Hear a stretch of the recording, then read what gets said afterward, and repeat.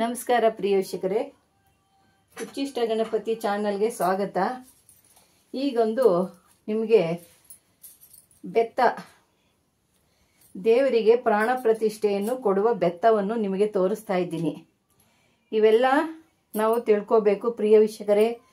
ಬೆತ್ತ ಪ್ರಾಣ ಪ್ರತಿಷ್ಠೆ ಯಾವ ದೇವರಿಗೆಗಳಾಗಲಿ ಯಾವ ವಿಗ್ರಹಗಳಿಗೆ ಆಗಲಿ ನಾವು ಪ್ರಾಣ ಪ್ರತಿಷ್ಠೆ ಮಾಡಬೇಕು ಅಂದರೆ ಹೆಂಗೆ ಮಾಡ್ತೀರಾ ನೀವು? ಪ್ರಾಣ ಪ್ರತಿಷ್ಠೆನ ನೀವು ಸುಮ್ಮನೆ ಮಂತ್ರ ಹೇಳ್ತೀರಾ, ಆದರೆ ಆ ಪ್ರಾಣ ಪ್ರತಿಷ್ಠೆ ಅವ್ರಿಗೆ ಸೇರ್ಬೇಕಾಗಿದ್ದು ಅವ್ರ ದೇಹಕ್ಕೆ ಅವ್ರ ವಿಗ್ರಹಕ್ಕೆ ಸೇರ್ಬೇಕು ಅಂದರೆ ನೀವು ಯಾವ ರೀತಿಯಾಗಿ ಪ್ರಾಣ ಪ್ರತಿಷ್ಠೆ ಮಂತ್ರಗಳು ಸಿದ್ಧಿ ಮಾಡ್ತೀರಾ? ಈಗ ನಾವು ಯಾವ ರೀತಿ ಮಾಡಬೇಕು ಅನ್ನೋದು ನಿಮಗೆ ವಿಧಾನ ತೋರಿಸ್ತೀನಿ. ಇದಕ್ಕೊಂದು ಅದ್ಭುತವಾಗಿರುವಂಥ ಬೆತ್ತ ತೋರಿಸ್ತಾ ಇದ್ದೀನಿ.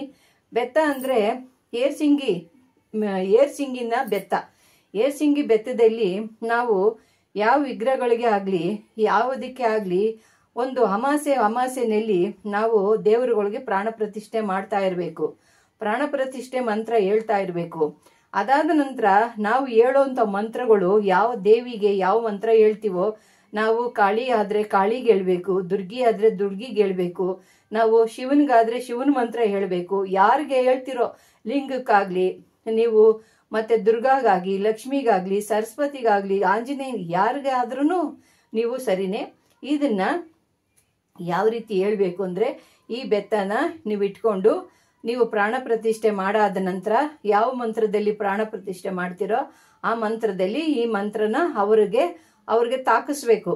ಅವ್ರ ಪಾದದ ಹತ್ರ ಇಟ್ಟು ಬೆತ್ತನ ನೀವು ಒಂದು ಕಡೆ ಮಣೆ ಮೇಲೆ ಕುತ್ಕೋಬೇಕು. ಅದು ಎಷ್ಟು ದೂರ ಆಗುತ್ತೋ ಅಷ್ಟು ದೂರ ನೀವು ಕುತ್ಕೋಬೇಕು.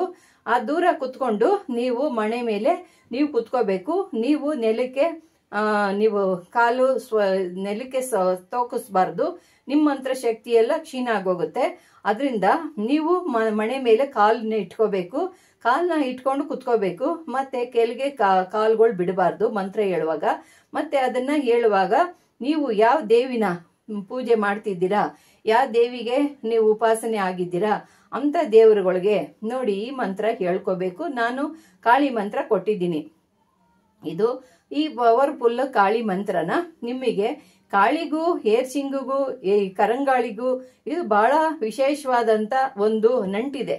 ಅವ್ರಿಗೆ ಅದು ನಾವು 100 ಮಂತ್ರ 108 ಹೇಳಿದ್ರೆ ಆ ಫಲ ಆ ಬೆತ್ತ ನಮ್ಗೆ 108 ಫಲ ಕೊಡುತ್ತೆ. ಅದಕ್ಕೆ ಬಹಳ ವಿಶೇಷವಾದಂತ ಒಂದು ಶಕ್ತಿ ಇದೆ.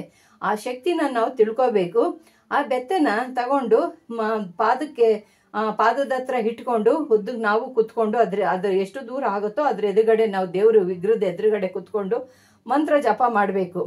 ನೀವು ಮಂತ್ರ ಜಪ ಮಾಡ್ತಾ ಇದ್ರೆ ಆಗ ನಿಮ್ಮ ದೇವರು ನಿಮಗೆ ಸಾಕ್ಷಾತ್ಕಾರವಾಗಿ ನಿಮ್ಮಲ್ಲಿ ಬಂದು ಮಾತಾಡ್ತಾರೆ. ಜೀವ ಕಳೆ ಹೆಚ್ಚಾಗುತ್ತೆ, ದೈವ ಶಕ್ತಿ ಹೆಚ್ಚಾಗುತ್ತೆ. ದೈವ ಶಕ್ತಿ ಇದ್ರೆ ಜನಬಲ ಧನಬಲ ನಮಗೆ ಹೇಳ್ದಂತ ವಾಕ್ಯಗಳು ಸಿದ್ಧಿ ಆಗುತ್ತೆ. ದೈವ ಶಕ್ತಿ ಇಲ್ದಿದ್ದ ಸ್ಥಳದಲ್ಲಿ ನಾನಾ ರೀತಿಯಾದಂಥ ತೊಂದರೆಗಳು, ನಾನಾ ರೀತಿಯಾದಂಥ ಬಾಧೆಗಳು, ಅಪಮಾನಗಳು, ಅವಮಾನಗಳು, ಶತ್ರುಗಳು ಕಾಟ ಇವೆಲ್ಲ ನಡೀತಾ ಇರ್ತವೆ. ಇದೆಲ್ಲ ದೇವಿ ಇದ್ದಾಗ ಅದಕ್ಕೆಲ್ಲ ಹಣಿ ಮಾಡಿಕೊಡಲ್ಲ. ನಾವು ಪೂಜೆ ಮಾಡೋ ಅಂಥವ್ರಿಗೆ ದರಿದ್ರನೇ ಇರೋದಿಲ್ಲ. ಅವಳ ಪಾದ ಧೂಳು ನಮ್ಮ ಮನೆಯಲ್ಲಿ ನಮ್ಮ ಗುಡಿ ಗೋಪುರಗಳಲ್ಲಿ ಸೇರಿದಾಗ ನಾವು ಯಾವತ್ತೂ ಬಡತನ ಅನ್ನೋದು ನಮಗೆ ಹೊಂದೋದಿಲ್ಲ. ಅದು 100ಕ್ಕೆ 100 ಸತ್ಯ. ಇದು ಅಲ್ಲಿ ಕಷ್ಟ ಅನ್ನೋದು ಬರೋದಿಲ್ಲ. ಆ ತಾಯಿ ಇರೋ ಸ್ಥಳದಲ್ಲಿ ನಮ್ಮನ್ನ ರಕ್ಷಣೆ ಮಾಡ್ತಾ ಇರ್ತಾಳೆ. ನಾವು 4 ಜನಕ್ಕೆ ಉಪಕಾರ ಮಾಡುವಂತ ಶಕ್ತಿ ನಮಗೆ ಕೊಟ್ಟಿರ್ತಾಳೆ. ಆ ಜಾಗದಲ್ಲಿ ಆ ರೀತಿಯಾಗಿ ಇರೋಂತ ಸ್ಥಳದಲ್ಲಿ ದೇವತೆಗಳು ಇಲ್ದಿರೋಂತ ಸ್ಥಳದಲ್ಲಿ ಏನಾಗುತ್ತೆ? ಅವಮಾನ, ಅಪಮಾನ, ಜಗಳಗಳು, ದೇವರಲ್ಲಿ ಜನಗಳಲ್ಲಿ ನಿಂದನೆ, ಮತ್ತೆ ಅಲ್ಲಿ ಜನ ಇಲ್ಲದೆ ಬಡತನ ಪೂಜೆ ಮಾಡೋರ್ಗೆ ಈ ರೀತಿ ಆಗೋಗ್ಬಿಡುತ್ತೆ. ಅದರಿಂದ ನಿಮಗೆ ಎಂಥ ದೇವರೇ ಆಗೋಗ್ಲಿ, ಅಲ್ಲಿ ಯಾವ ವಿಗ್ರಹದಲ್ಲಿ ದೇವರೇ ಇಲ್ದಂತ ಆಗೋಗ್ಲಿ, ಅಂತ ಸ್ಥಳದಲ್ಲಿ ನೀವು ಏನು ಮಾಡಕ್ ಹೋಗ್ಬೇಡಿ. ನೋಡಿ, ನಾನು ನೀವು ಈ ಮಂತ್ರ ಕೊಟ್ಟಿದ್ದೀನಿ.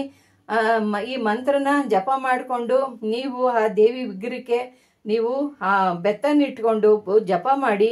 ನೀವು ಎಷ್ಟೆಷ್ಟು ಜಪ ಮಾಡ್ತೀರೋ ಅದೇ ರೀತಿ ಮಾಡ್ತಾ ಇರಿ. ಮಾಡ್ತಾ ಮಾಡ್ತಾ ಮಾಡ್ತಾ ದೇವಿ ವಿಗ್ರಹದಲ್ಲಿ ಜೀವ ಕಳೆ ಬಂದು ನಿಮಗೆ ಸಾಕ್ಷಾತ್ಕಾರವಾಗಿ ತಾಯಿ ದರ್ಶನ ನಿಮಗೆ ಗೊತ್ತಾಗುತ್ತೆ. ಅವಳ ಮುಖದಲ್ಲಿ ಯಾವ ರೀತಿಯಾಗಿ ಕಳೆ ಬರುತ್ತೆ, ಜನಗಳಲ್ಲಿ ನಿಮಗೆ ಮನೆಯಲ್ಲಿ ಯಾವ ರೀತಿಯಾಗಿ ನಡೀತೈತೆ ಅನ್ನೋದು ತಿಳ್ಕೊಳ್ಳಿ. ಅದನ್ನ ಬಿಟ್ಟು ಏನೇನೋ ಮಾಡಕ್ ಹೋಗ್ಬೇಡಿ. ದೇವಿ ಜೀವ ಕಳೆಯಾಗಿ ಇದ್ರೆ ಯಾವ ಕಷ್ಟನೂ ಬರಲ್ಲ, ನಮ್ಗೆ ಯಾವ ಬಾಧೆನೂ ನಮಗ್ ಬರಲ್ಲ. ದೇವಿ ಜೀವ ಕಳೆ ಇಲ್ಲ ಅಂದಾಗ ಬೇರೆ ದುಷ್ಟ ದೇವತೆಗಳು ಬಂದು ಕುತ್ಕೊಂಡು ನಮಗ್ ನಾನಾ ವಿಧದಲ್ಲಿ ತೊಂದರೆಗಳು ಕೊಡ್ತಾರೆ. ಇದಂತೂ ತಿಳ್ಕೊಳ್ಳಿ. ದೇವರುಗಳಂತೂ ಇರೋ ಸ್ಥಳದಲ್ಲಿ ಕಷ್ಟ ಅನ್ನೋದೇ ಇಲ್ಲ. ಅವಳು ಲಕ್ಷ್ಮಿಯಾಗಿ ನಮ್ಮನ್ನ ರಕ್ಷಣೆ ಮಾಡ್ತಾ ಇರ್ತಾಳೆ. ನಮಗ್ ಬಡತನನೇ ಬರೋದಿಲ್ಲ. ಬೇರೆ ದುಷ್ಟ ದೇವತೆ ಬಂದ್ಲು ಅಂದಾಗ ನಮಗೆ ಸಾಲ ಸೂಲ ಶತ್ರುಗಳು ಕಾಟ ಜಗಳಗಳು ಇವೆಲ್ಲ ಬರುತ್ತೆ. ಇದು ತಿಳ್ಕೊಳ್ಳಿ. ಅಂತ ಸ್ಥಳದಲ್ಲಿ ಬರೀ ಅಲ್ಲಿ ಖಾಲಿಗಿರೋಂಥ ವಿಗ್ರಹಕ್ಕೆ ಜೀವ ಕಳೆ ತುಂಬಬೇಕು ಅಂದ್ರೆ ಈ ರೀತಿಯಾಗಿ ಮಾಡ್ಕೊಳ್ಳಿ. ಯಾವ್ಯಾವ ರೀತಿಯಾಗಿ ನಾನು ಹೇಳಿ, ಗಂಡು ದೇವರಿಗೆ ಒಂದ್ ರೀತಿ ಮಂತ್ರ ಇದೆ, ಹೆಣ್ಣು ದೇವರಿಗೆ ಒಂದ್ ರೀತಿ ಮಂತ್ರ ಇದೆ, ಮತ್ತೆ ಲಕ್ಷ್ಮಿಗೆ ಒಂದ್ ರೀತಿ ಮಂತ್ರ ಇದೆ, ಕಾಳ ಭೈರಂಗೆ ಒಂದ್ ರೀತಿ ಮಂತ್ರ ಇದೆ. ಅದೇ ಮಂತ್ರಗಳನ್ನ ಈ ಬೆತ್ತದಲ್ಲಿ ನೀವು ಸಿದ್ಧಿ ಮಾಡಿ. ಶಿವಲಿಂಗಕ್ಕೆ ಶಿವನ ಮಂತ್ರಗಳು ಅಪಾರವಾಗಿದ್ದಾವೆ. ಕಾಳ ಭೈರವನ್ ಮಂತ್ರ ಇದ್ದಾವೆ, ಇಂಥ ಕಾಳ ಭೈರವನಿಗಿದ್ದಾವೆ, ಮತ್ತೆ ವೀರಭದ್ರನಿಗಿದೆ. ಅಂಥದ್ದೆಲ್ಲ ಈ ಬೆತ್ತದಲ್ಲಿ ನೀವು ಸಮರ್ಪಣೆ ಮಾಡ್ತಾ ಇದ್ರೆ ಆ ಮಂತ್ರಗಳು ಆ ವಿಗ್ರಹಕ್ಕೆ ಸೇರ್ತಾ ಇರುತ್ತೆ. ಸೇರಿದಾಗ ನಿಮಗೆ ನಿಮ್ಮ ದೇವರು ಬಂದು ಲೋಕನು ಕಾಪಾಡ್ತಾರೆ, ನಿಮ್ಮನ್ನು ಕಾಪಾಡ್ತಾರೆ, ಸರ್ವ ಜನಗಳ ಕಷ್ಟಗಳನ್ನು ಪರಿಹಾರ ಮಾಡ್ತಾರೆ. ಈ ರೀತಿ ಮಾಡ್ಕೊಳ್ಳಿ ಪ್ರಿಯ ವೀಕ್ಷಕರೇ. ಅದನ್ನ ಬಿಟ್ಟು ಬೇರೆ ಬೇರೆ ರೀತಿಯಲ್ಲಿ ದೇವರುಗಳಿಗೆ ಬಾಯಿ ಕಟ್ಟಿದ್ದಾರೆ, ಮಾಟ ಮಾಡಿದ್ದಾರೆ, ಕಟ್ ಮಾಡಿದ್ದಾರೆ, ಇವೆಲ್ಲ ಬೇಡ. ಅವ್ರು ಎಷ್ಟೇ ಮಾಡ್ಕೊಳ್ಳಿ, ನಿಮ್ಮ ದೇವ್ರನ್ನ ನಿಮ್ಮ ಶಕ್ತಿಯಿಂದ ಅವ್ರಿಗೆ ಶಕ್ತಿನ ನೀವು ಮಂತ್ರಶಕ್ತಿನ ತುಂಬಿ. ಮಂತ್ರಶಕ್ತಿ ಅವ್ರದೇ, ಅವ್ರನ್ನ ಕರೆಯೋದು ನಾವು. ಅವ್ರು ಕರಿತಾ ಕರಿತಾ ಕರಿತಾ ಅವರು ಜೀವ ತುಂಬಿ ವಿಗ್ರಹಕ್ಕೆ ಜೀವ ಕಳೆ ಬರುತ್ತೆ. ಜೀವ ಕಳೆ ಬಂದಾಗ ನಿಮಗೆ ಅರ್ಥವಾಗುತ್ತೆ. ಇದನ್ನ ಮಾಡಿ ನೀವು ಎಷ್ಟು ಮಂತ್ರ ಎಷ್ಟು ಲಕ್ಷ ಹೇಳ್ತೀರೋ ಅಷ್ಟು ನಿಮ್ಗೆ ಒಳ್ಳೇದು. ಇದು ಮಾಡಿ ನೋಡಿ ಪ್ರಿಯ ವೀಕ್ಷಕರೇ. ಇದ್ರ ಮಹಿಮೆ ಏನು ಅನ್ನೋದು ನಾನು ತಿಳಿಸ್ಕೊಡ್ತೀನಿ. ಇನ್ನು ಮುಂದೆ ಇನ್ನೂ ವಿಪರೀತ ಮಂತ್ರಶಕ್ತಿಗಳನ್ನ ಯಾವ ರೀತಿಯಾಗಿದೆ, ಯಾವ ರೀತಿಯಾಗಿ ನಾವು ತಗೋಬೇಕು, ಯಾವ ರೀತಿಯಾಗಿ ದೇವ್ರನಲ್ಲಿ ನಾವು ಅವ್ರನ್ನ ಯಾವ ರೀತಿಯಾಗಿ ಹೋಲಿಸ್ಕೋಬೇಕು, ಯಾವ ರೀತಿಯಾಗಿ ಅವ್ರನ್ನ ಕರಿಬೇಕು ಅನ್ನೋದು ಮುಂಚಿತವಾಗಿ ತಿಳ್ಕೊಬೇಕು. ಅದನ್ನ ತಿಳಿದೆ ದೇವಸ್ಥಾನ ಕಟ್ಬಿಡ್ತೀವಿ, ಅವ್ರನ್ನ ಸ್ಥಾಪನೆ ಮಾಡಿಬಿಡ್ತೀವಿ. ಅಲ್ಲಿ ದೀಪಕ್ಕೂ ಎಣ್ಣೆ ಇಲ್ಲ, ಹೂಗೂ ಎಣ್ಣೆ ಇಲ್ಲ, ಮತ್ತೆ ಅಲ್ಲಿ ಸುಮ್ಮನೆ ಏನೂ ಇಲ್ಲ ಅಂದಾಗ ಬಹಳ ವ್ಯರ್ಥ ಆಗೋಗುತ್ತೆ. ದೇವಸ್ಥಾನ ಕಟ್ಟಿದ ಮೇಲೆ 100 ಜನಗಳು ಒಳ್ಳೇದಾಗಬೇಕು, ನಾವು ಪೂಜೆ ಮಾಡೋರ್ಗು ನಮ್ಗೆ ಒಳ್ಳೇದಾಗಬೇಕು. ಆ ರೀತಿಯಾಗಿ ನಮ್ಗೆ ನಡಿಬೇಕು. ಪ್ರಿಯ ವೀಕ್ಷಕರೇ, ಈ ರೀತಿಯಾಗಿ ನಾನು ತಿಳಿಸ್ತೀನಿ. ಇನ್ನೂ ಹಲವಾರು ತಂತ್ರಗಳಿದಾವೆ. ಇನ್ನು ಮುಂದೆ ನಿಮಗೆ ತಿಳಿಸ್ತಾ ಹೋಗ್ತೀನಿ. ನಾವು ಯಾವುದು ಮುಚ್ಚು ಮರೆ ಇಲ್ಲದೆ ನಾನು ತಿಳಿಸ್ಕೊಂಡು ಬರ್ತೀನಿ.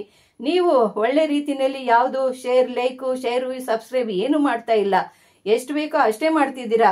ಆದರೆ ನಾವು ನಿಮ್ಮಂಗಿಲ್ಲ. ನಾವು ಏನನ್ನ ಆಗೋಗ್ಲಿ ನಾವು ಮಾಡೋ ಕರ್ತವ್ಯ ನಾವು ಮಾಡಬೇಕು ಅನ್ನೋದನ್ನ, ಯಾವುದು ಮರೆ ಮುಚ್ಚಿರೋದನ್ನೆಲ್ಲ ನಾನು ನಿಮಗೆ ತಿಳಿಸ್ಕೊಡ್ತಾ ಇದ್ದೀನಿ. ಯಾವ ದೇವ್ರ ಮನೇಲಿ ಚಿಕ್ಕ ಮೂರ್ತಿ ಇದ್ರೂ ಕೂಡ ಅದನ್ನ ಯಾವ ರೀತಿ ಮಾಡಬೇಕು ಅನ್ನೋದು ಅದನ್ನು ತೋರಿಸ್ಕೊಡ್ತೀನಿ. ಮನೆಯಲ್ಲಿ ದೊಡ್ಡ ಮೂರ್ತಿ ಇಡಕ್ಕಿಲ್ಲ, ಚಿಕ್ಕ ಮೂರ್ತಿಗಳನ್ನ ಹೆಂಗೆ ನಾವು ಸಿದ್ಧಿ ಮಾಡಿಕೊಂಡು ಅವ್ರನ್ನ ನಮ್ಮ ಬೇಡದಂತ ವರನ ಈಡೇರಿಸೋದಕ್ಕೆ ಯಾವ ರೀತಿ ಮಾಡಬೇಕು ಅನ್ನೋದು ಅತಿ ಶೀಘ್ರದಲ್ಲಿ ನಿಮಗೆ ತಿಳಿಸ್ಕೊಡ್ತೀನಿ. ಪ್ರಿಯ ವೀಕ್ಷಕರೇ, ನಿಮಗೆ ಇಷ್ಟವಾದರೆ ಲೈಕ್ ಮಾಡಿ, ಶೇರ್ ಮಾಡಿ, ಸಬ್ಸ್ಕ್ರೈಬ್ ಮಾಡಿ. ನಮಸ್ಕಾರ.